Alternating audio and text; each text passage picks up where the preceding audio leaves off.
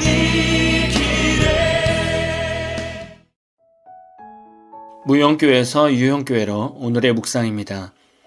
40일 동안 예수 그리스도를 묵상하고 하나님의 은혜와 사랑을 묵상하는 시간이 되었으면 좋겠습니다. 오늘은 마태복음 26장 73절에서 75절까지 말씀을 묵상하겠습니다. 성경 말씀을 보겠습니다. 조금 후에 곁에 섰던 사람들이 나와 베드로에게 이르되 너도 진실로 그 도당이라. 내 말소리가 너를 표명한다. 하거늘 그가 저주하며 맹세하여 이르되 나는 그 사람을 알지 못하노라. 하니 곧 닭이 울더라.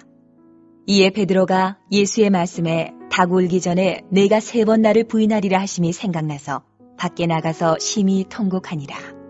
오늘 말씀은 고난주간이 되면 매번 나오는 말씀입니다. 베드로는 고난주간만 되면 괴로울 것 같습니다. 그러나 가만히 보면 베드로의 연약한 신앙이 결국 저희에게도 있지 않나라는 묵상을 해봅니다. 오늘 말씀은 베드로가 3번째 부인한 장면입니다. 베드로는 예수님이 붙잡히시고 나서 멀찍이 따라갔습니다. 그래서 대제사장의 집 뜰 안에 들어가서 앉았을 때 1차 부인이 시작되었습니다.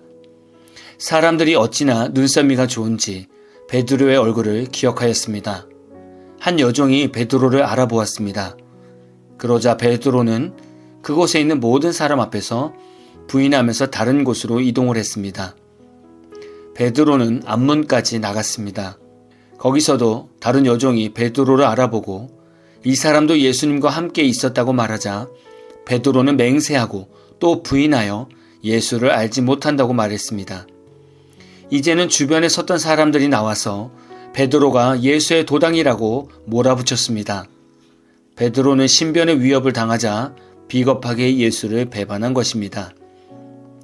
우리가 늘 베드로를 묵상하면 어떻게 예수를 이렇게 배신하고 부인할 수 있을까라고 말하지만 우리의 삶을 보면 베드로와 같은 부인을 우리도 종종 하게 됩니다. 베드로는 사람에게 저주하며 맹세하였다고 말씀에 나옵니다. 여기서 저주라는 말의 어원을 보면 이 말은 상대방을 저주하는 것을 일컫는 단어가 아니라 자신의 말이 진실이 아니라면 자신에게 저주가 떨어져도 좋다는 것을 일컫는 단어입니다. 일종의 자기 저주적 맹세를 나타내는 말입니다. 직장 동료들과 식사를 하고 함께 지내는 기독교인들이 대부분일 것입니다. 베드로 정도의 성도라면 동료들과 식사하면서 적어도 식사 기도는 할 것 같습니다. 혹시 직장 생활하면서 동료들과 같이 식사할 때 식사 기도를 당당하게 못하십니까? 그렇다면 여기서부터 예수님의 부인이 시작되는 성도이십니다. 식사 기도도 다른 사람들의 시선을 의식한다면 그것 자체가 예수님이 부끄러운 존재가 되는 것이죠. 그런데 생각보다 많은 성도들이 밖에서 식사 기도를 하지 못합니다. 왜냐하면 내 자신이 기독교인으로 각인이 되기 싫어서 그렇습니다. 기독교인으로 각인이 되는 순간 회사에서 대화 가운데 기독교에 대한 논제가 나오면 베드로처럼 일방적으로 코너에 몰리기 때문입니다. 그래서 아예 처음 직장 생활할 때부터 크리스찬이라는 것을 감추는 성도들이 많습니다. 이분들은 이미 예수를 부인한 베드로로 살고 있는 것이죠. 좀 더 나아가서 직장 생활이나 사업을 하다 보면 술자리가 종종 있습니다. 기독교인 중에 술자리에 앉으면 3가지 부류 중에 하나로 반응을 합니다. 첫 번째는 저는 술을 먹지 않습니다 라고 당당하게 말합니다. 아무리 주변의 선배들이 너 이렇게 분위기 못 맞추고 어울리지 않아서 찍히면 너만 손해야 라는 말을 들어도 꿋꿋하게 술잔을 받지 않는 성도가 있습니다. 이런 성도는 이 시대를 순교자의 마음으로 사는 성도입니다. 두 번째 성도는 먼저 믿은 사람이 술을 먹으면 거기에 합리화돼서 함께 동참하는 것입니다. 회식 자리에 가면 말단 직원들이 저 교회 다녀서 술을 안 마십니다 라고 얘기하면 직장 상사 중에는 꼭 이런 분이 나타납니다. 야, 나는 어느 교회 장로인데 먹어도 돼. 한두 잔은 괜찮아. 우리 목사님도 괜찮다고 했어. 라고 말해주는 타락의 통로인 성도가 있습니다. 두 번째 성도는 이런 크리스찬을 보면서 용기를 내어 마시게 됩니다. 세 번째 성도는 자기 스스로 술이 좋아서 스스로 예수를 부인하고 술을 마시는 겁니다. 직장 상사가 너는 식사할 때 보니까 기도하고 밥을 먹는 걸 보니 기독교인이잖아. 그러니까 너는 술 마시지 말고 음료수나 먹어 라고 말할 때 오히려 성도가 무슨 술자리의 종교 얘기입니까? 종교는 그저 액세서리입니다. 저도 함께 술을 마시겠습니다 라고 말하면서 자기 스스로 저주를 하며 세상에 넘어지는 성도도 있습니다. 이제는 많은 성도들 안에서 성령에 충만한 베드로를 찾기가 쉽지 않습니다. 어떤 방법으로든 예수를 부인하는 시대가 되었습니다. 단순히 술을 가지고 말하는 것은 아닙니다. 이 외에도 세상적인 타락의 문화를 접할 때 스스로 기독교인이 아닌 척하고 죄를 짓는 성도들이 있습니다. 성도뿐이겠습니까? 목회자들도 보이지 않는 곳에서 술과 담배를 즐기는 자들도 있습니다. 이렇게 예수님을 부인했을 때 베드로의 마음이, 그리고 저와 여러분의 마음이 얼마나 찔렸을까요? 결국 우리는 예수님의 보혈의 은혜가 필요한 성도들입니다. 회개의 기회가 없었다면 우리는 천국 소망을 갖지 못했을 것입니다. 베드로를 깊이 묵상해 보십시오. 그리고 여러분 삶에 적용해 보십시오. 가룟 유다는 물질의 욕심 때문에 예수님을 팔았습니다.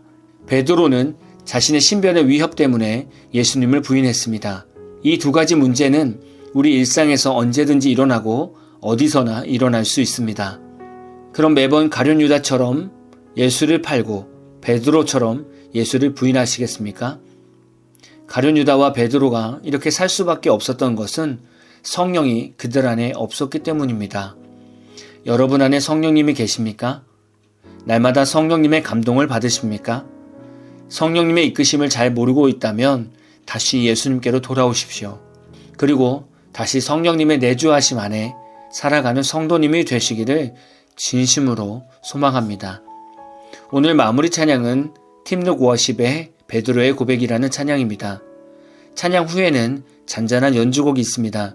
말씀을 생각하면서 기도하는 시간을 가져보십시오.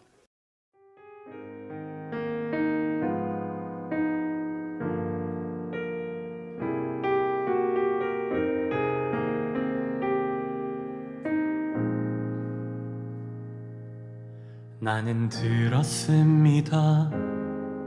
짙은 어둠이 내린 그 밤, 수많은 거짓을 아무 말도 못하고 듣기만 했는데 왜 그리 불안한지 나는 보았습니다. 불에 비친 주의 얼굴, 피로 멍든 그 얼굴. 나는 아니라고 정말 모른다 할 때 돌아보신 주의 눈을 사랑하느냐 사랑하느냐 내가 나를 사랑하느냐 사랑하느냐 주님 내게 말씀하시네 나의 양을 먹이라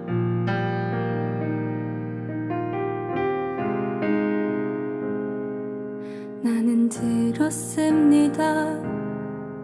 조용히 비가 내린 그 밤 분명한 주의 음성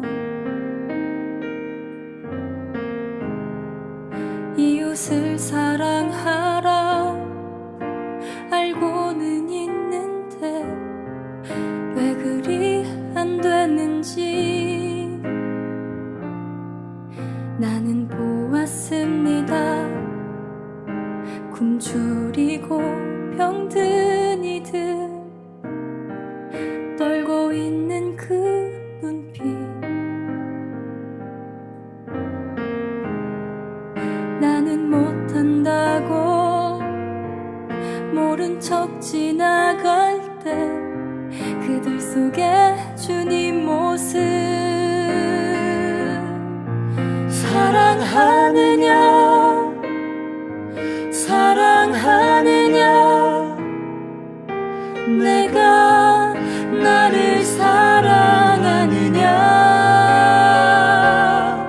사랑하느냐 주님 내게 말씀하시네 나의 양을 먹이라 사랑합니다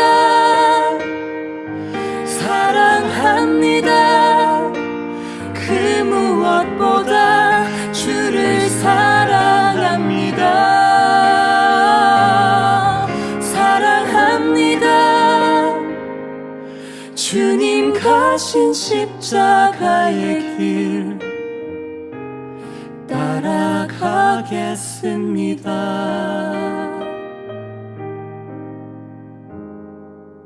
주를 사랑합니다.